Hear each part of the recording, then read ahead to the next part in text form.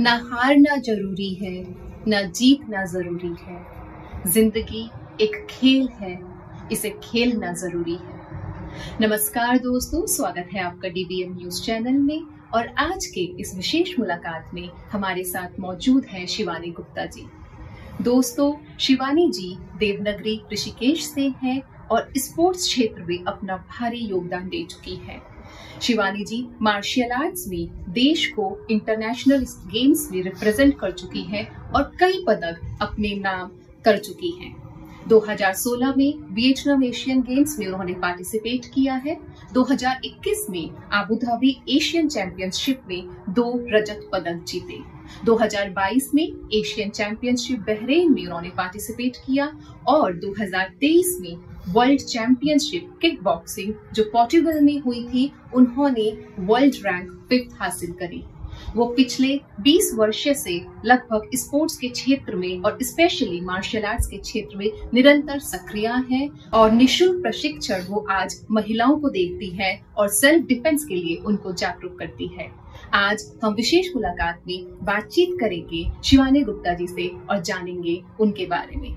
शिवानी जी, बहुत बहुत स्वागत है हमारा डीबीएम न्यूज चैनल और विशेष मुलाकात के इस एपिसोड में। नमस्कार शिवानी जी। एक इंट्रोडक्शन शिवानी जी हमने ये आपका दर्शकों को दिया, एक इंट्रोडक्शन जो आप अपने बारे में दर्शकों को बताना चाहती हैं। मैं यही बताना चाहूंगी कि मेरा नाम शिवानी गुप्ता है और मैं लगभग 15-20 सालों से इस गेम में हूँ और मैं मार्शल आर्ट्स करती हूँ। मार्शल आर्ट्स अपने आप में एक ऐसी कला है कि जिसमें हमें किसी हथियार की जरूरत नहीं होती है। अपने हाथ पैरों को ही हम अपना हथियार बना लेते हैं कि यदि कोई ऐसी सिचुएशन हमारे पास आए कि हमारे पेरेंट्स या हमारे भाई कोई हमारे साथ ना हो तो हम अपनी सुरक्षा किस तरह से कर सकते हैं। तो इन कलाओं को मैंने सीखा है और कोशिश की है कि मैं आगे बेटियों तक, महिलाओं तक इसको पहुंचा पाऊं। और साथ ही मैंने इंटरनेशनल लेवल पे कई बार अपने देश का परचम लहराया है। शिवानी जी, मार्शल आर्ट्स से ही शुरुआत करते हैं। मार्शल आर्ट्स क्या है और मार्शल आर्ट्स के अंदर कौन कौन से गेम्स आते हैं? मार्शल आर्ट अपने आप में एक ऐसी कला है जिसको आप खाली हाथ अपनी रक्षा कर सकते हैं। कभी भी आपने नहीं देखा होगा कि एक मार्शल आर्ट खिलाड़ी, चाहे वो कराटे का हो, चाहे वो ताइक्वांडो से हो, कोई भी ऐसा खिलाड़ी कि कोई चाकू लेकर रास्ते पर चल रहा हो या कोई डंडा लेकर चल रहा हो अपनी सुरक्षा के लिए, वो अपनी खाली हाथ खुद ही रक्षा करते हैं। और इसके अंतर्गत जैसे judo, karate, kick boxing, taekwondo, ये सब गेम्स मार्शल आर्ट के अंदर आते हैं। जूजित्सु, जिसमें मैंने मेडल्स जीते हैं, ये भी मार्शल आर्ट्स के अंदर आते हैं। शिवानी जी, तो फिर स्टार्ट करते हैं। ये मार्शल आर्ट्स की जर्नी आपकी कब से शुरू हुई है? मैम, ये मेरी जर्नी 2007 से स्टार्ट हुई है। अच्छा जी, तो इसमें उस समय आप कौन सी क्लास में रही होगी? आपकी उम्र लगभग क्या रही होगी? 7th क्लास में रही हूँ। अच्छा, हाँ जी। तो उस समय पे मतलब मेरा बचपन से ही क्या था मेरा कि मुझे कुछ अलग करना है और बचपन से ही लड़कों वाले शौक थे। तो हमारे स्कूल में, मेरा जो स्कूल है, मेरी स्कूलिंग हुई है हरिश्चंद्र गुप्ता आदर्श कन्या इंटर कॉलेज ऋषिकेश। जी, ये गर्ल्स कॉलेज है। और इस स्कूल में मतलब जो हमारी प्रिंसिपल मैम थी, पूनम शर्मा मैम, तो उनके द्वारा बताया गया कि स्कूल में एक प्रोग्राम आया है कि जो बेटियां कराटे सीखना चाहती हैं तो और वो लोग अपना एक एप्लीकेशन बनाकर लेके आए और पेरेंट्स का सिग्नेचर होने चाहिए। तो इस तरह से आया प्रोग्राम। तो जब मैंने अपने घर में इसको डिस्कशन किया और मेरे लिए तो बड़ी खुशी की बात थी कि इस तरीके का कोई प्रोग्राम आया, क्योंकि बचपन से ही लड़कों वाले शौक थे, मारपीट, ये सब बहुत ज्यादा पसंद था। बहुत ही ज्यादा पसंद था। तो जब इस तरीके से आया तो घर पे डिस्कशन किया। तो मेरे 3 भाई बड़ी, तो मैं एक इकलौती छोटी बहन थी। तो पेरेंट्स का ये कहना था कि हमारे ऑलरेडी 3 लड़के हैं, हमें चौथा लड़का नहीं बनाना, तुम लड़की की तरह रहो। अच्छा, तो उसके लिए मना कर दिया? जी, तो बोलना तो नहीं चाहूंगी लेकिन मैंने पेरेंट्स को चीट किया उस वक्त। तो मैंने उस वक्त एप्लीकेशन खुद ही बनाया, सिग्नेचर किया और सबमिट कर दिया। एनरोल करा दिया? जी, सबमिट कर दिया और ट्रेनिंग शुरू कर दी स्कूल में। और उस टाइम पे फीस होती थी 40 रुपीज। तो घर से जो पॉकेट मनी मिलता था, तो कई बार क्या होता था, जैसे क्या होता था ना पहले कि खाना नहीं बन पाया टाइम पे या पेरेंट्स की तबीयत खराब है तो पॉकेट मनी देते थे कि ये खा लेना, ये पैसे ले जाओ। तो मैं वो कलेक्ट करती थी। उस समय पे जो मेरा फ्रेंड ग्रुप था वो भी मुझे काफी सपोर्ट करते थे, लंच शेयर करते थे, मतलब मेरा पॉकेट मनी सेव करवा दिया। तो सेव करके मैं ऐसे करती थी। और उस टाइम पे एक डिस्ट्रिक्ट लेवल इवेंट होना था, तो जो मेरे कोच थे मुझे काफी सपोर्ट करते थे उस वक्त, तो उन्होंने मुझे डिस्ट्रिक्ट इवेंट के लिए खुद से अपनी फीस करके मुझे पार्टिसिपेट कराया। उस टाइम पे मैं कराटे में 2 इवेंट्स होते हैं, 2 स्पर्धा होती है, जिसको काता और कुमिते। ये दोनों जापानीज नेम है। कुमिते लाइक फाइट होती है और काता प्रेजेंटेशन को कहा जाता है। तो मैंने दोनों ही इवेंट्स में गोल्ड मेडल अचीव किया। अच्छा जी। तो उसके बाद मेरा स्टेट लेवल के लिए सिलेक्शन हुआ, फिर नेशनल लेवल के लिए सिलेक्शन हुआ। जब मेरा नेशनल लेवल के लिए सिलेक्शन हो गया तो आप मान सकते हो कि उसमें बाहर जाना होता है अदर स्टेट में। तो उस समय पे जब बाहर जाना था तो पेरेंट्स को तो पता नहीं था। तो जब पेरेंट्स को बताया तो बहुत पिटाई भी हुई। अच्छा, तो मतलब घर में फाइनली पता लगा जब आपने नेशनल इवेंट्स में पार्टिसिपेट किया। और जैसे स्पोर्ट्स इवेंट पे भी तो शिवानी जी जाना पड़ता होगा अलग अलग स्टेट्स में। हाँ, तो उस टाइम पे फिर आप घर में क्या बोलती थी? वही जब स्टेट इवेंट में वो भी थोड़ा पास में था तो मॉर्निंग जाके इवनिंग तक वापस आ गए थे। तो इतना नहीं पता चला। तो वो तब बोल के जाते थे ना स्कूल का कोई प्रोग्राम है तो मैम ने मेरा नाम लिखा लेके जाना। अच्छा, तो ऐसे वाली कुछ पता नहीं था। पता। तो नेशनल इवेंट्स में 2-3 दिन बाहर रहना था। तो उस समय तो पता नहीं था। फिर तो वरना पेरेंट्स स्कूल में आके पूछते कितना क्यों लेके जा रहे हो करके। तो तभी मैंने जब अपने घर में बताया तो बहुत ज्यादा पिटाई भी हुई। तो पापा के एक दोस्त हुआ करते थे, तो मैंने उनसे बात की। मैंने कहा अंकल मुझे ऐसे जाना है। तो उन्होंने बोला, मतलब वो भी मुझे काफी सपोर्ट करते थे। तो उन्होंने बोला कि तू भूख हड़ताल कर दे। अच्छा। तो मैंने भूख हड़ताल कर दी। तो मैं हेमकुंड साहिब गुरुद्वारा वहीं मैं रनिंग करके जाती थी, वहां मैं खा के आती थी, लेकिन घर में मेरी भूख हड़ताल थी। अच्छा। तो फाइनली पेरेंट्स को तरस आ गया। तो उन्होंने कहा कि चलो हम ना पहले गेम देखने आएंगे, तुम कैसा करते हो। अच्छा। तो तब हम सोचेंगे। मतलब आपके जज्बे के सामने उनकी जिद झुकनी पड़ी। तो उन्होंने कहा हम पहले देखेंगे फिर सोचेंगे आगे। तो जब वो आए तो मेरी उन्होंने फाइट देखी। उन्होंने बोला चलो ठीक है मैं भेजता हूँ, लेकिन ये फर्स्ट एंड लास्ट होगा। अच्छा, ओके ठीक है। तो जब मैं गई तो पेरेंट्स को काफी डर भी था, कैसा खेलेगी, चोट ना लग जाए। पहला नेशनल अमृतसर। अच्छा। हाँ जी, कि कैसा खेलेगी। तो तब मैंने वहाँ सिल्वर मेडल अचीव किया था। अच्छा, और ये कब की बात है, लगभग कौन से ईयर की? ये 2008 के आसपास। अच्छा, 2007 में आपने स्टार्ट किया। लगभग 1 साल के भीतर ही आपने नेशनल इवेंट में पार्टिसिपेट करके रिप्रेजेंट किया। अच्छा। तो उस समय पे फिर पेरेंट्स ने सपोर्ट करना धीरे धीरे शुरू किया और 2012 तक यही चलता रहा कि मेरा लास्ट इवेंट है। अच्छा। ये मेरा लास्ट इवेंट है। और उसके बाद क्या पेरेंट्स ने सपोर्ट किया तो मैं आज यहाँ पे हूँ। तो आज तो पेरेंट्स को प्राउड होता होगा आपको भी अपने इस डिसीजन में, और पेरेंट्स को भी कि मतलब आज बेटी को मतलब वो सपोर्ट दिया तो आज बेटी कहाँ से कहाँ। जी मैम जी, पेरेंट्स का आशीर्वाद बहुत ज्यादा जरूरी होता है किसी भी फील्ड में आगे बढ़ने के। अच्छा शिवानी जी, अब बात करते हैं जैसे स्पोर्ट्स को इनको पूरी डिटेल में जानने के लिए। मुझे लगता है कि आजकल हम लोगों को स्पोर्ट्स में और मार्शल आर्ट्स के क्षेत्र में बहुत ज्यादा स्पोर्ट्स के बारे में नहीं पता। सारे स्पोर्ट्स एक जैसे ही लगते हैं। जूडो कराटे को जैसे अभी थोड़ी देर पहले आपने बताया कि जूडो अलग है, कराटे अलग है, तो कौन कौन से गेम्स जो है मार्शल आर्ट्स के अंदर आते हैं?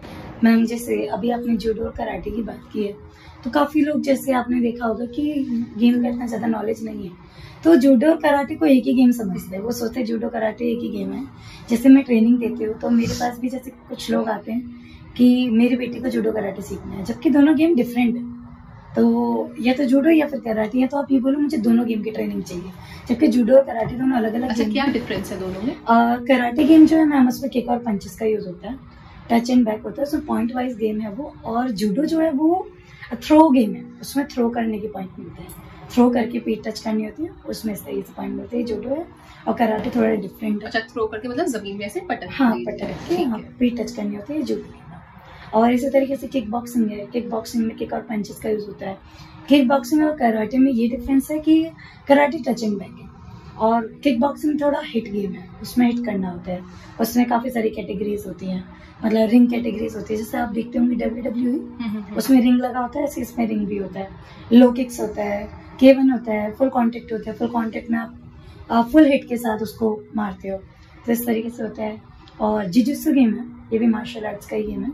तो जुजुत्सु गेम में बहुत सारी कैटेगरीज होती हैं। जैसे मैंने आपको फुल कांटेक्ट बताया, वही सेम होता है। और इसमें क्या डिफरेंट होता है, निवाजा कहा जाता है। जैसे आपने देखी होगी कराटे की ड्रेस व्हाइट कलर की होती है, जुजुत्सु की भी ड्रेस होती है, वो थोड़ी हैवी होती है। तो वो उसमें जो इवेंट जो खेलते हैं तो उसको ड्रेस के थ्रू खेलते हैं। जैसे हमारे कॉलर है, उसको इस तरीके से क्रॉस करते हुए लॉक करते हैं, तो लॉक चौक के इसमें पॉइंट्स मिलते हैं। थोड़ी थोड़ी टेक्निक डिफरेंट है। यस, उसमें मतलब पूरा जैसे आपने कुश्ती देखा थोड़ा सा, में दाव पेच होते हैं, तो इसमें ड्रेस की तरह से लॉक लगाते हैं, उसमें पूरा बॉडी पकड़ते हैं उसमें, और इसमें ड्रेस लॉक लगता है। ऐसा। तो आपने शिवानी जी ये जो सारे स्पोर्ट्स हैं ये किसी से सीखे हैं कि आपको ये खुद ब खुद आते चले गए? मैम मैंने केवल अपनी जर्नी में केवल कराटे गेम को सीखा। अच्छा जी, और उसके बाद जुजुत्सु गेम में मतलब जैसे जैसे मैं इवेंट खेलने शुरू किए तो जो हमारे जुजुत्सु गेम के जो लीडर हैं तो वो भी कभी कराटे किया करते थे, तो वो मुझे वहाँ पर मिले थे।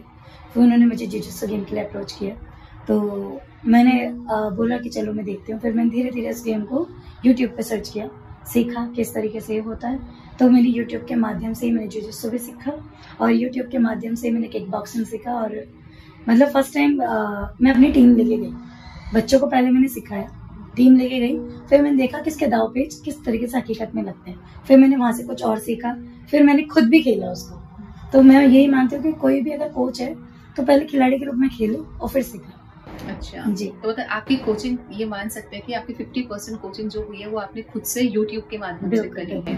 मतलब आजकल ये पॉसिबल है इंटरनेट के माध्यम से कि अगर आप चाहे, अगर आपके अंदर जज्बा है, जैसे जहाँ चाहा वहाँ रहा, तो आप ऑनलाइन और इंटरनेट के माध्यम से भी उस चीज को ले सकते हैं। अच्छा, तो ऐसे प्रोफेशनल कोच भी हमारे स्टेट में है? यस मैम, प्रोफेशनल कोचेस हैं, लेकिन मैं इसलिए उनको हायर नहीं कर पाई क्योंकि मैं खुद एक मिडिल क्लास फैमिली से हूँ। और दूसरा मेरी लाइफ में एक ऐसा इंसिडेंट हुआ था कि 2014 में कि मैं त्रिवेणी घाट में, तब तक मेरा कोचिंग का कोई ऐसा रोल नहीं था कि मैं लाइफ में कभी कोचिंग दूंगी। 2014 में, और तब तक मैं खेलती थी सर। तो तब मैं त्रिवेणी घाट गई, जो हमारे यहाँ प्रसिद्ध स्थल है बहुत। तो आरती कर रही थी उस वक्त में। उस वक्त क्या हुआ, 3-4 लड़के थे जो मुझे टीज करने लगे कि कराटे करने से क्या होता है। मतलब आपने देखा ही होगा, जब कोई लड़की आगे बढ़ती है ना तो उसे करते हैं, तो उस टाइप से बोलने लगे कराटे करने से क्या होता है, कुछ नहीं होता है, हम ये कर देंगे वो कर देंगे। तो पहले मैंने उनको इग्नोर किया, लेकिन जब बात हद से ज्यादा आगे बढ़ गई तो मैंने अपने दाव पेच फिर उनको दिखाया, उन पे कर दिए। हाँ, फिर मेरे को ये भी था थोड़ा कि जो मैं सीख रही हूँ, जो मैं फाइट में यूज कर रही हूँ, क्या इसको रोड फाइट में यूज किया जा सकता है। कहीं ना कहीं मेरे अंतर्मन में ये बात आई। फिर मैंने कहा जो होगा देखा जाएगा, आज मैं सबसे पहले इन्हीं पे यूज कर देती हूँ। बहुत ही बढ़िया जी। तो वो 4-5 लोग थे, आपने अच्छा खासा सबक सिखाया। बिल्कुल मैंने बहुत अच्छा खासा सबक सिखाया, बहुत भीड़ हो गई थी वहाँ पे। तो उसके बाद मुझे अंदर ही अंदर ये फील आई कि मुझे तो शायद मेरे पेरेंट्स ने सपोर्ट किया जो मैं आज यहाँ तक पहुंची हूँ, लेकिन बहुत लोग ऐसे हैं जो नहीं कर पाते फाइनेंशियल प्रॉब्लम्स की वजह से। तो तब मैंने निःशुल्क सिखाना भी शुरू किया था। और जैसे मैंने आपको बताया कि मैं मिडिल क्लास फैमिली से हूँ, तो मैं तो नहीं वहाँ तक पहुँच पाई। जैसे आपने बोला कि आप अप्रोच नहीं कर पाए या क्यों आप वहाँ तक नहीं कर पाए, तो लेकिन मैं अपने बच्चों को वो चीज़ जरूर देती हूँ जो मैं नहीं पहुँच पाई, मैं उनके लिए करना चाहती हूँ। तो आज आप लगभग कितने बच्चे आपके साथ जुड़े हुए हैं? मैम लगभग 100 से ऊपर स्ट्रेंथ मेरे साथ जुड़ी हुई है। अच्छा। जो डेली बेसिस पे मेरे पास प्रैक्टिस करते हैं। और ऐसे मतलब आधे ऋषिकेश से ज्यादा बच्चों को मैं सिखा चुकी हूँ मार्शल आर्ट, कैंप के माध्यम से, क्लासेस के माध्यम से, इस तरह से मैं सिखा चुकी हूँ। और ये एक निःशुल्क सेवा है शिवानी जी की, इस पे थोड़ा एक बेसिक फीस भी मैम जो लोग पे कर सकते हैं उनके लिए एक मिनिमम फीस है, और जो लोग पे नहीं कर सकते उनके लिए फ्री ऑफ कॉस्ट। बहुत ही सुंदर जी मैम। अच्छा शिवानी जी, अब बात करते हैं थोड़ा सा ये एक ब्लैक बेल्ट, मुझे सिर्फ ब्लैक बेल्ट ही पता है, बट मुझे लगता है कि और भी बेल्ट्स होती हैं, येलो इस तरीके से। तो ये मार्शल आर्ट्स में ये बेल्ट्स का क्या रोल होता है, कैसे ये मिलती है, क्या इसके लेयर्स या कहेंगे हायरार्की है? जी मैम, जैसे कि कोई छोटा बच्चा जैसे स्कूल में जाता है तो उसको एक उमंग होती है, मैं फर्स्ट क्लास में आऊंगा, मैं सेकंड क्लास में आऊंगा। तो ये भी ना एक बच्चे का ग्रेड होता है। जैसे आपने देखा होगा जब फर्स्ट हम उसको बेल्ट देते हैं तो व्हाइट बेल्ट देते हैं, ड्रेसअप जो होता है उसके साथ व्हाइट बेल्ट होता है। तो व्हाइट बेल्ट के बाद उसे येलो बेल्ट दिया जाता है, फिर orange, green, blue, purple, brown third, brown second, brown first and black. इस तरह से ही होता है। जो ब्राउन बेल्ट जो हो जाता है उसको शैम्पाई बोला जाता है। जैसे हमारी क्लास में मॉनिटर्स होते हैं तो उसमें शैम्पाई बोलते हैं, जापानीज लैंग्वेज का इसमें यूज होता है, तो उसमें इसको शैम्पाई बोलते हैं। और जो ब्लैक बेल्ट होता है कोचिंग देने लगता है उनको हम सेंसेई बोलते हैं। अच्छा, तो ये लास्ट मतलब black belt is last? Black belt में डेंस शुरू होता है। अच्छा। जैसे ये तो क्यू होती है, जैसे बोलते हैं ना फर्स्ट क्लास सेकंड क्लास, ऐसे ही होता है 8th Q, 7th Q, 5th Q. तो फर्स्ट क्यू पे आके ब्राउन खत्म होती है तो फर्स्ट डैन लगती है हमारी ब्लैक बेल्ट। अच्छा। Black belt first Dan, black belt second Dan, ऐसे ही। अच्छा, और ये कब तक है ब्लैक बेल्ट? 10। तो ये दिस इज लास्ट। तो आपको कहाँ तक मिली है? ना मैं 2016 में मैंने ब्लैक बेल्ट सेकंड डैन लिया था। ओके। उसके बाद मुझे बहुत सारी अपॉर्चुनिटी मिली, बहुत कहा गया कि करो आगे। तो मैं इतना ही मानती हूँ कि जितना आपके पास बेल्ट है उतना नॉलेज आपके पास होना चाहिए। और उसके बाद थोड़ा मेरा कि मैंने आपको बताया जैसे मैं मल्टी गेम्स करने लगी कि मैं किक बॉक्सिंग में भी चली गई उधर भी। तो उस बीच मैंने जैसे किक बॉक्सिंग भी ज्वाइन किया, तो मैं किक बॉक्सिंग में भी सेकंड डान ब्लैक बेल्ट हूँ। अच्छा जी। तो इंडिया में अभी है हमारे कोई प्लेयर जिन्होंने यस मैम, हमारे इंडिया प्रेसिडेंट है भाई शर्मा जी। अच्छा, उन्होंने ब्लैक बेल्ट लास्ट, हाँ, डेन। अच्छा। शिवानी जी, आपको क्या लगता है देश में स्पोर्ट्स कहाँ अभी किस स्तर पर खड़ा है? एक तो स्पोर्ट्स आप कहाँ देखती हैं, और एक स्पेसिफिकली क्योंकि आप मार्शल आर्ट्स में, उसका स्तर आप कहाँ देखती हैं? मैम स्पोर्ट्स में मैं इतना ही कहना चाहूँगी कि जैसे अभी हाल ही में विनेश फोगाट जी हैं, तो उन्होंने काफ़ी मेहनत करके उस लेवल पर पहुंची थी। तो बहुत लोगों के लिए कहना है कि आप जो लोग स्पोर्ट्स को नहीं समझते उन लोगों का कहना है कि छोड़ो कोई बात नहीं, लेकिन पहले लोगों का ये था कि ओलंपिक देखते भी नहीं थे, लेकिन अब लोग काफ़ी इस चीज़ के लिए जागरूक हो गए हैं। छोटा बच्चा भी आज के टाइम पे फोन में लाइव चला के बैठा है कि कौन सा मैच हो रहा है, कौन जीत रहा है, कौन हार रहा है, कितने पॉइंट्स है। आज बच्चे की जबान पे ये है कि उसके कितने पॉइंट्स थे। अभी विनेश फोगाट जी के साथ जो हुआ, पूरा देश उनके साथ खड़ा है। और मैं विनेश फोगाट जी के लिए भी मैं यही मैसेज देना चाहूंगी कि भले वो मेडल नहीं अचीव कर पाए, लेकिन वो हमारे देश के लिए ऐसा सोना है जिसे खरीदा नहीं जा सकता। तो वो बहुत कूट के निकाला गया सोना है, और आने वाले ओलंपिक में वो जरूर स्वर्ण पदक ही देश को देंगे। अच्छा शिवानी जी, अभी आप बता रहे थे जब इंटरव्यू शुरू हो रहा था उससे पहले जब हम बातचीत कर रहे थे, तो आपने बताया कि ऐसा ही एक इंसिडेंट जैसे हमारी विनेश फोगाट जी के साथ हुआ है, वेस्ट का जो इशू था वो आपके साथ भी हुआ है, तो उसके बारे में थोड़ा दर्शकों को बताइए। मैम ये इंसिडेंट है 2022 का। मेरा बहरीन में मैच होना था, एशियन चैंपियनशिप जिजुत्सु की थी वो। तो तब मैं -63 kg में खेलने वाली थी, और उस समय मेरा वजन 61 के आसपास था। तो मेरे को कोई प्रॉब्लम नहीं थी, मैं खा भी सकती थी, अच्छे से प्रैक्टिस कर सकती थी। तो उस टाइम पे सडनली मुझे कॉल आया कि उस कैटेगरी में हमारी एक और प्लेयर खेलने वाली थी इंडिया की। तो जब हम बाहर पार्टिसिपेट करने जाते हैं तो एक कैटेगरी में हमारा इंडिया का एक ही प्लेयर खेल सकता है। तो तब -57 kg वेट खाली था। तो तब हमारे जो इंडिया के प्रेसिडेंट है उन्होंने बोला कि मुझे तुमसे उम्मीद है। अच्छा, कि मुझे तुमसे उम्मीद है। वो इस वक्त प्रेसिडेंट है, उस टाइम पे वो सेक्रेटरी हो गए। अच्छा, इस वक्त तो प्रेसिडेंट है। तो उनका ये कहना था कि मुझे तुमसे उम्मीद है कि तुम वेट घटा सकते हो, तो तुम करो। तो एक दिन के अंदर नहीं, जाने में 2 दिन थे। ठीक है। उससे पहले इवनिंग में मेरी उनसे बात हुई थी। तो मान लीजिए कि मैं देहरादून जा रही थी शॉपिंग करने के लिए, जिस टाइम पे मुझे ये बात पता चली। तो स्पोर्ट्स का कुछ सामान लेने के लिए जा रही थी डीकैथलॉन, तो पेरेंट्स के साथ में। तो मैंने उनको बोला जब ये कॉल आया कि आप लोग चले जाओ, मैं नहीं जा सकती। उसी टाइम पे मैंने वेट ट्रेनिंग शुरू करी। तो कोई भी खिलाड़ी ऐसा होता है कि अगर वो ठान ले तो वो 1 दिन में, क्या 2 दिन में, 3 दिन में जितना वजन चाहे बढ़ा सकते हैं, जितना वजन चाहे घटा सकते हैं। अच्छा, इसका कोई ब्रैकेट होगा शिवानी जी कि इतना, मतलब 2 to 3 kg या 3 to 5 kg? मैं देखो, मैं किसी और का तो नहीं बोलती, मेरा खुद का एक्सपीरियंस है। मैंने 5 kg लॉस किया है। कितने टाइम पे? 3 दिन में। अच्छा, 3 दिन में 5 kg अप एंड डाउन आप कर सकते हैं? मैंने 5 kg लॉस। अच्छा, ये कैसे होता है शिवानी जी? मतलब मैम ये तो जज्बे के ऊपर अपने बात है। ठीक है, कितना मेहनत और कितने जुनून के साथ करते हो। तो मैंने उस टाइम पे सोना सूट भी मेरे पास अवेलेबल नहीं था। अच्छा। तो जैसे मैंने आपको बताया कि हम थोड़ा मिडिल क्लास फैमिली से, सोना सूट मेरे पास अवेलेबल नहीं था। सोना सूट से क्या होता है? मैम स्वेटिंग डबल होती है, और ना। अच्छा। हाँ, तो उसे प्रैक्टिस करने से, वर्कआउट करने से और ज्यादा स्वेटिंग होती है। मतलब जितना आप स्वेटिंग करेंगे उतना जल्दी वेट लूज होगा। उस टाइम पे मैंने रेन कोट होता है ना, फादर का रेन कोट कैरी किया, उसके ऊपर ड्रेसअप, हुडी वगैरह पहना, जबकि बहुत ज्यादा गर्मी थी।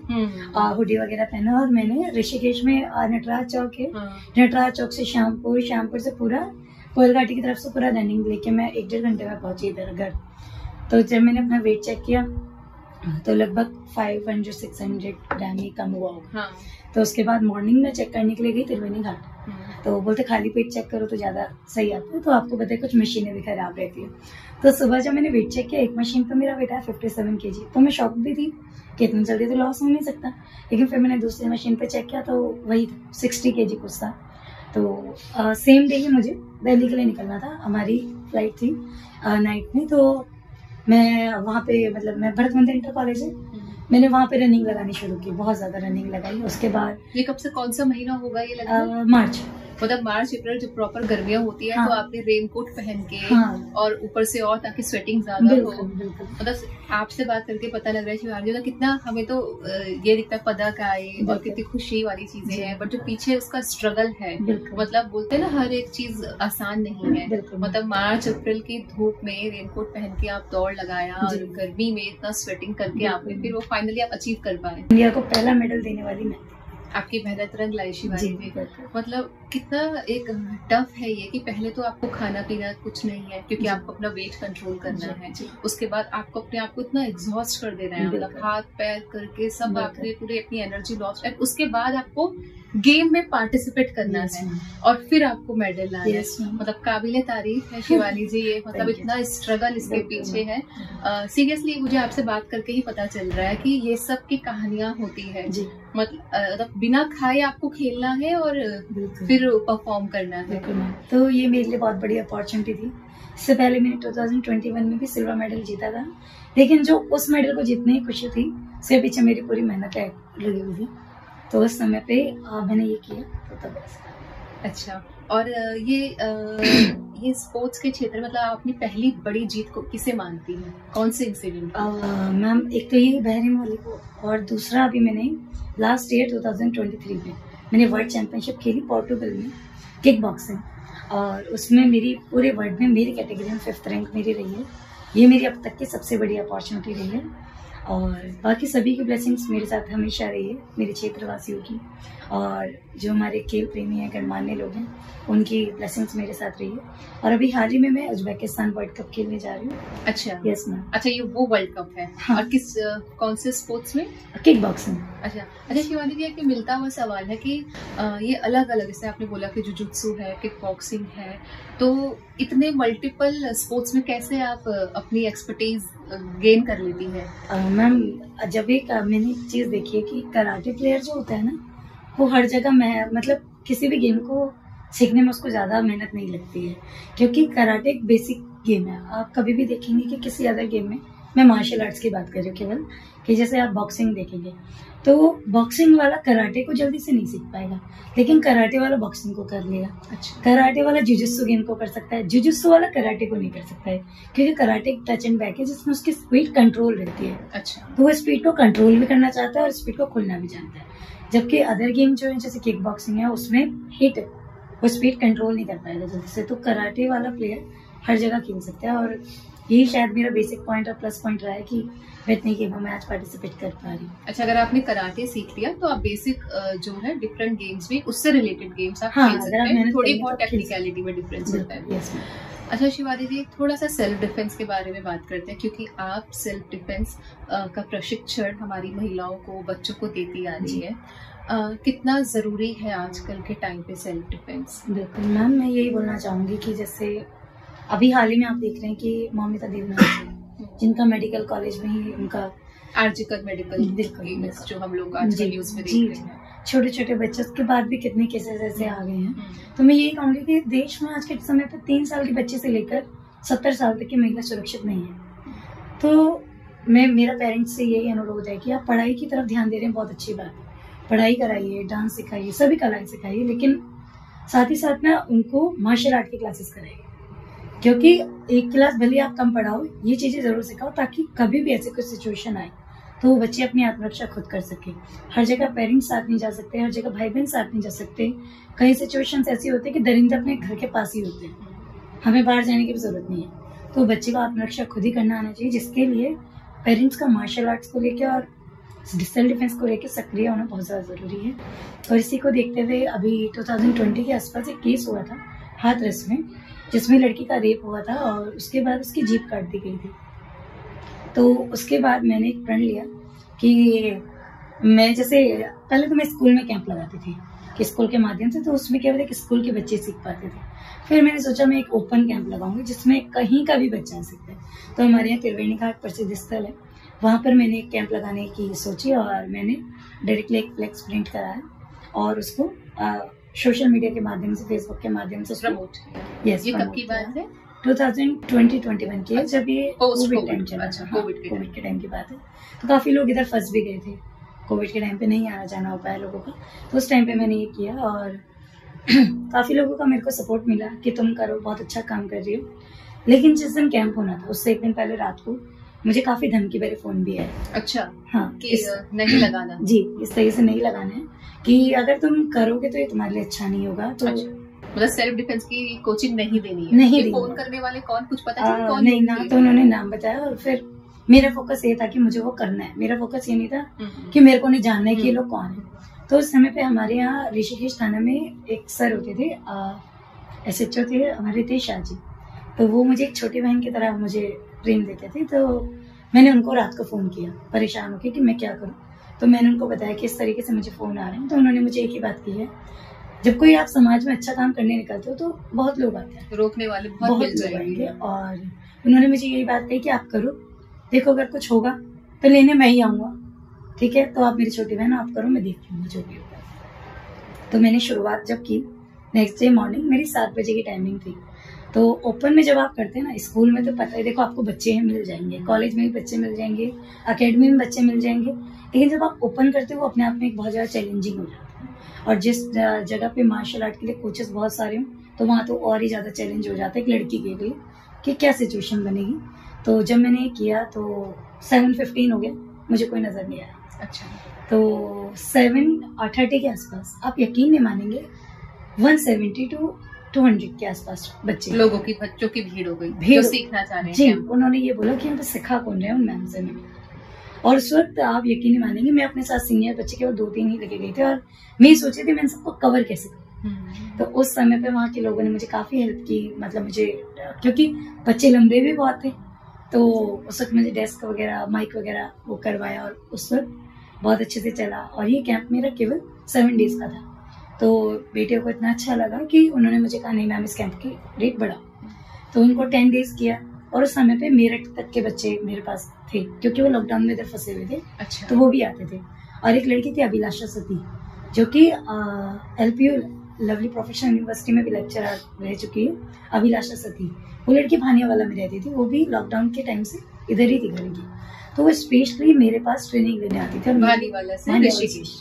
सुबह 7 बजे मेरे लिए बहुत अपॉर्चुनिटी वाली बात है कि बच्चे यहाँ फॉलो कर रहे हैं और इतना इंटरेस्ट ले रहे हैं।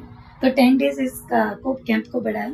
उसके बाद बच्चों ने बोला नहीं मैम और बढ़ाओ। तो 15 डेज में जाके मैंने इसका समापन किया। तो जब समापन किया तो हमारे विधानसभा अध्यक्ष हुआ करते थे तब श्री प्रेमचंद अग्रवाल जी। अच्छा जी, तो वो हमारे यहाँ आए, उन्होंने समापन किया, बच्चों को काफ़ी अच्छी बातें बताई कि आपने बहुत अच्छा किया और इससे आगे क्या प्रॉफिट हमें इससे मिलेगा। सेल्फ डिफेंस के तौर पे तो मिलेगा ही, और आगे हम इसको अगर एज अ करियर चुनना चाहते हैं तो ये उसके लिए भी बहुत महत्वपूर्ण है। तो इस सही से बताया। और साथ ही उन्होंने जो मेरे खिलाड़ी हैं, जैसे मैंने आपको बताया कि मैं कोचिंग भी देती हूँ, तो मेरे खिलाड़ी हैं, तो उन लोगों के लिए 1 लाख रुपए उन्होंने मेट के लिए दिया बच्चों के लिए अपनी खुशी से। और ये मेरे लिए बहुत बड़ी अपॉर्चुनिटी थी, क्योंकि मैंने कभी भी, कोई भी नेता हो या कोई भी उद्योगपति हो, मैंने अपने लिए कभी कोई डिमांड नहीं करी। मेरा यही है कि मेरे बच्चों को मिल गया, मुझे मिल गया, एक बात है। तो मैं चाहती हूँ उनको मिले, तो वो मुझे मिल जाता है, क्योंकि जब उन्हें मिलता है बच्चों को तो वो अच्छा परफॉर्मेंस देते हैं, बड़े लेवल पे जाते हैं और बड़ा पदक जीतते हैं। तो वो पदक ही मेरी उपलब्धि है और एक कॉन्फिडेंस बूस्ट अप होता है। बिल्कुल मैम। और मेरे प्लेयर्स इंटरनेशनल कॉम्बैट गेम्स के गोल्ड मेडलिस्ट रह चुके हैं। अच्छा, बहुत खुशी शिवानी जी। अच्छा शिवानी जी, ये सेल्फ डिफेंस के बारे में थोड़ा और बात करते हैं। एक बेसिक सेल्फ डिफेंस आने में लगभग कितना समय लगता है? कि जैसे मैं महिला हूँ, मुझे अभी सेल्फ डिफेंस कुछ नहीं आता है, अगर मैं आपसे सीखना चाहूँ कि एक बेसिक 1 घंटे का प्रशिक्षण मैं लूँ, तो लगभग कितने दिनों में एक बेसिक सेल्फ डिफेंस हम सीख सकते हैं? मैम इसमें देखो, एक तो होता है इंटरेस्ट के ऊपर बात होती है कि आप किस तरीके से इंटरेस्ट लेके उस चीज को कर रहे हो। अगर आप इंटरेस्ट लेके करते हो तो लगभग मानिए आप 1 महीने में आप टेक्निक्स अच्छे से जान जाओगे। लेकिन उस चीज को परफेक्ट करना, क्योंकि टेक्निक्स बहुत आसान है सीखना, कि अगर आपको किसी ने चाकू से वार किया तो आप इस तरीके से पकड़ सकते हो या इस तरीके से खुद का बचाव कर सकते हो। लेकिन उसको परफेक्ट लाना, उसके लिए हाथों में मजबूती लाना, वो बड़ी बात है। तो लगभग 6 महीने आपको चाहिए परफेक्ट होने के लिए, कि अगर आप रोड पे निकल जाओ 10-15 कितने भी लोग आ जाओ तो बिना हथियार के हम उनका सामना कर सकते हैं। बिल्कुल, आप अपने हाथों को ही अपना हथियार बना के अपनी रक्षा कर सकते हैं। अच्छा, तो अभी जो आपका ट्रेनिंग है ये अभी भी कहाँ का, ऋषिकेश में कहाँ चल रहा है? ये मैम मुखर्जी मार्ग रोड पड़ता है मेन मार्केट में, पंजाब सिंह क्षेत्र धर्मशाला। तो उसी के अंतर्गत मेरी क्लासेस चलती है इवनिंग में 5 to 6:30, और इससे चलती बालिका विद्या मंदिर 14 बीघा में 4 to 5। और उसके बीचों बीच फिर आप अपनी तैयारी भी करती हैं? यस मैम, मैं अपनी तैयारी भी करती हूँ। अच्छा, और शिवानी जी, ओलंपिक्स को लेके आप अपने आप को कहाँ देखती है? आपका मन है उसमें पार्टिसिपेट करने का? बिल्कुल मैम, बचपन से खिलाड़ी जब कोई खेल खेलता है तो उसका सपना यही होता है कि मुझे ओलंपिक में जाना है। तो उसके लिए एक लेवल होता है, जैसे जैसे हम खेलते जाते हैं नेशनल इंटरनेशनल इवेंट्स, तो इसी में Asian championship, world championship, Commonwealth games, तो ये सब। एशियन और वर्ल्ड तो आप खेल चुकी हैं? यस मैम, है ना? हाँ अभी जी। कॉमनवेल्थ में आपने पार्टिसिपेट नहीं किया मैम, है? अभी कॉमनवेल्थ में हमारा गेम नहीं था। अच्छा। अब मैं पार्टिसिपेट। अच्छा, गेम ही लिस्टेड नहीं था? नहीं था। अच्छा। तो मैं कराटे से उसके लिए कॉमनवेल्थ के लिए करूंगी। अच्छा जी, तो अलग अलग गेम जैसे मैं खेलती हूँ तो उसके लिए है, और 2028 में है कि मैं करूँ ओलंपिक्स के लिए आप ट्राई करेंगी। तो उसके लिए अभी तक आपने कुछ सोचा है कि आप कैसे करेंगी, या कोच कोच लेंगी, या खुद ही करेंगी? कोई नहीं मैम, अभी तो ऐसा नहीं है। मतलब अभी तो मैं ट्रेनिंग खुद ही करती हूँ, हाँ, लेकिन उस लेवल पे जाने के लिए कोच के सानिध्य में करते रहना वो बड़ी बात है। तो उसके लिए मैं एक कोच ही अप्रोच करूँगी आने वाले समय में, जो मुझे लगेगा कि हाँ वो मुझे समझेंगे और मुझे कराएंगे। अच्छा, तो कोच का फीस आप कैसे करेंगी शिवानी? मैम, जब हम एक बड़े लेवल पे खेलते हैं तो हमारी फेडरेशन हमें सपोर्ट करती है। अच्छा जी, हम जब एक लेवल को अचीव कर लेते हैं तो स्पोर्ट्स अथॉरिटी ऑफ इंडिया के कोच ही हमें आगे ट्रेनिंग करते हैं। अच्छा, मतलब इस तरीके से गवर्नमेंट के थ्रू, फेडरेशन के थ्रू आपको जी, सपोर्ट मिलता है। बिल्कुल। तो अभी आप कौन कौन सी फेडरेशन से जुड़ी हुई है? अभी तो मैम मैं कराटे फेडरेशन से और किक बॉक्सिंग फेडरेशन से वाकू, और साथ ही जुजुत्सु फेडरेशन, तीनों फेडरेशन के अलग उनकी गेम्स। अच्छा, तो ऐसे होता होगा जहां उनको लगता होगा कि इस कैंडिडेट में मेडल लाने का या आगे और करने का हुनर है, तो वो उनको आगे सपोर्ट करते होंगे, बिल्कुल, कोच वगैरह प्रोवाइड करते हैं। Yes ma'am, yes. अच्छा, जैसे मैं नेशनल मेडलिस्ट रही हूँ लगातार, तो उनको भी जैसे मेरा सिल्वर मेडल रहा है अभी गोवा में। ये कौन से स्पोर्ट में रहा है? Kick boxing. किक बॉक्सिंग, हाँ, ठीक है। लेकिन कहीं ना कहीं जैसे मैंने आपको बता दी, मुझे थोड़ा नी पार्शियल का प्रॉब्लम हो गया था, तो उसी वजह से थोड़ा मैं मैच के लास्ट में थोड़ा इंजरी हो गया था, इस वजह से मेरा सिल्वर मेडल रहा है। अच्छा। और लेकिन मेरे प्रेसिडेंट का कहना, जो हमारे उत्तराखंड के प्रेसिडेंट का कहना है कि तुम अच्छा कर सकती हो, तो उन्होंने ही मेरा उज्बेकिस्तान के लिए ट्रायल करवाया, वो क्वालिफाई करके मेरा सिलेक्शन उसके लिए हुआ और मैं उसमें जा। इस महीने आप उज्बेकिस्तान जाएंगे? हाँ जी। बहुत ही बढ़िया, बहुत ही खूब शिवानी जी। अच्छा शिवानी जी, एक और बात, ये जो स्पोर्ट्स में आपकी इतनी रुचि जो ये है, ये स्वाभाविक तरीके से आप पे आई कि कुछ सोसाइटी का ऐसा आपने कुछ देखा, या कुछ आपको लगा कि ये इंसिडेंट मेरे साथ हुआ, उसको आपको रुचि आई? तो ये पहले से ही था कि ये आगे चले गई? मैम, स्टार्टिंग तो मतलब बचपन से मेरा ऐसा ही शौक था कि लड़कों की तरह ये सब करना है, तो तब तो यही था। और जब 2014 में इंसिडेंट मेरे साथ हुआ, तब मुझे लगा कि ये हॉबी के साथ साथ ज़रूरी है इसको एज अ कैरियर बनाना। और जैसे कि आज के समय पे हमारे यहाँ के बच्चे यूपीएससी पीसीएस की तैयारी करते हैं, तो मैं ये कहूँगी कि स्पोर्ट्स में भी कैरियर है आज के समय पे। जो बच्चे खेलना चाहते हैं वो खेले भी, क्योंकि इसमें भी कैरियर है। इसमें पुलिस फोर्स में, आर्मी में, हर जगह इसका स्पोर्ट्स का कोटा होता है, रेलवे में कोटा होता है। तो ये खेल एक खेल तक ही नहीं सीमित रह गया, अभी एज अ कैरियर भी इसको आप कर सकते हो। नीरज चोपड़ा जी को ही ले लीजिए आप, कि भाला फेंक एक लोग एक सीमित दर तक ही जानते थे कि स्कूल तक खेला और ठीक है। जब भाला फेंक में नीरज चोपड़ा जी हमारे गोल्डन बॉय बने, तो उसके बाद लोग कितने ज्यादा सक्रिय हो गए उसको लेके। और आज आप देखोगे अकेडमी खुल गई है भाला फेंक की, हमारे ऋषिकेश क्षेत्र में खुल रही है। तो कोई भी एक जन आगे जाता है तो पूरा अपने स्पोर्ट्स को आगे लेकर जाता है। तो इस तरीके से। अच्छा, आपने ऐसा सोचा है कभी कि आप इसको एज अ करियर लाइन में भी जाना चाहेंगे, कि आप इस खेल से जुड़ी ही रहेंगी और हमेशा इसमें ही सक्रिय रहेंगी? मैम, मैं एज अ कैरियर इसको मानती हूँ। अच्छा। और यही मानूंगी, जब तक मेरे हाथ पैर चल रहे हैं मैं खेलूंगी, और उसके बाद भी मैं अपनी कोचिंग को बरकरार रखूंगी। जब तक मैं कर सकूंगी स्कूल में कैंपस, सब कुछ मैं करती रहूंगी। मैं इस चीज को स्टॉप नहीं करूंगी, क्योंकि कहीं ना कहीं मेरा स्टॉप होना कई लोगों को स्टॉप कर देगा, मुझे ऐसा लगता है। और जो मैंने बच्चों को सिखाया है, मैं उनको भी यही कहती हूँ कि जैसे हम स्कूल में कैंपस लगाते हैं मैम, तो मैं ना ग्रामीण क्षेत्रों में भी जाती हूँ। जैसे बहुत सी लड़कियां आज भी गांव से नीचे नहीं आ पाती हैं, तो मैं गांव में जाके भी सिखाती हूँ कि वो हमारे पास नहीं आ सकते, हम उनके पास जाते हैं। जी, तो बहुत सी टेक्निक्स मैं ऐसे सिखाती हूँ, बच्चे बहुत इंटरेस्ट लेके सीखते हैं।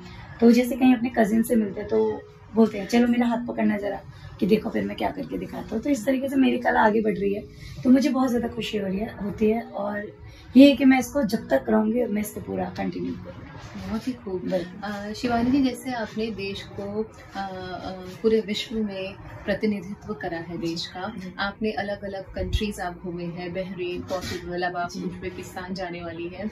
तो जब आप यहाँ घूमती हैं और इंडिया में, तो आप ये मार्शल आर्ट्स को कैसे कंपेयर करती है उन देशों में और अपने अभी हिंदुस्तान में? ये कहाँ अभी हिंदुस्तान कहाँ है स्पोर्ट्स के क्षेत्र में और कितना अभी आगे बढ़ने की जरूरत है? मैम मैं इतना ही कहना चाहूँगी कि जैसे आप देख रहे हैं और स्पोर्ट्स को भी काफ़ी मिलता है गवर्नमेंट से, तो बात अगर मार्शल आर्ट की आई तो इंटरनेशनल लेवल पे प्लेयर्स इसलिए ज़्यादा आगे कर पाते हैं क्योंकि उनको हर तरीके से बचपन से एक सपोर्ट मिलता है, ठीक है, फाइनेंशियल भी, गवर्नमेंट से भी और वैसे भी।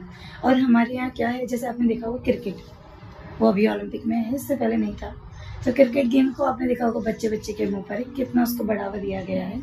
तो मैं चाहती हूँ मार्शल आर्ट्स को भी उस तरीके से बढ़ावा दिया जाए, क्योंकि मार्शल आर्ट्स देखो अपने आप में एक ऐसा गेम है कि सेल्फ डिफेंस है, सबसे पहले आप अपनी सुरक्षा कर सकते हो। तो मार्शल आर्ट्स को भी बढ़ावा दिया जाना चाहिए, जिस तरीके से आज के टाइम पे क्रिकेट को बढ़ावा दिया गया है। अगर इस तरीके से मार्शल आर्ट्स को भी बढ़ावा दिया जाए तो हमारे देश में भी गोल्ड मेडल की झड़ी लगेगी। तो ये मेरा थोड़ा सा कहना है कि मार्शल आर्ट्स को अभी तक उतना बढ़ावा नहीं मिला है जितना मिलना चाहिए। आप तो इस चीज में क्षेत्र में काम कर ही रही हैं, अपने तरीके से आप जितना जागरूक कर सकती हैं उतना आप जागरूक कर रही हैं और आपकी ये जर्नी और आगे बढ़ते रहे और जागरूकता फैले, क्योंकि समाज में आज तो सेल्फ डिफेंस की बहुत ही ज्यादा जरूरी है। It is must for today. अच्छा शिवानी जी, ये स्पोर्ट्स जगत में आपके कोई इंस्पिरेशन कौन है? आप किसको देखती हैं कि ये मेरे रोल मॉडल है या आपको उनसे प्रेरणा मिलती है?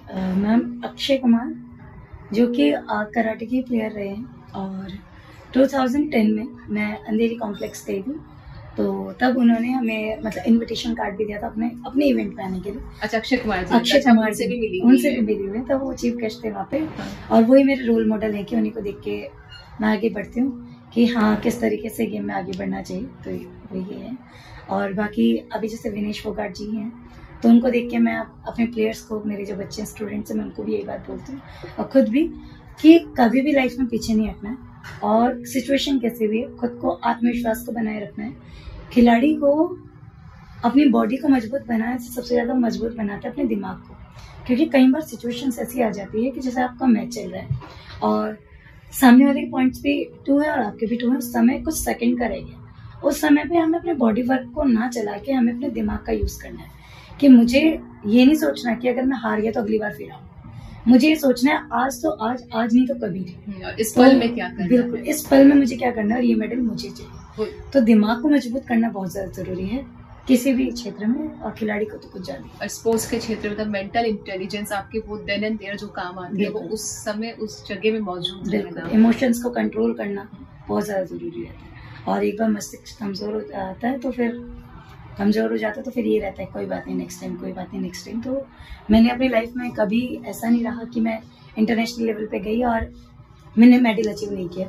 लेकिन लास्ट ईयर 2023 में जो पोर्टुगल में था, तो लास्ट क्वार्टर फाइनल में ही मेरा मैच रह गया था, तो बहुत बुरा भी लगा कि मैंने जैसे आपको बताया कि हमें खुद को इमोशंस को कंट्रोल करके मजबूत करना होता है, दिमाग को सबसे ज्यादा।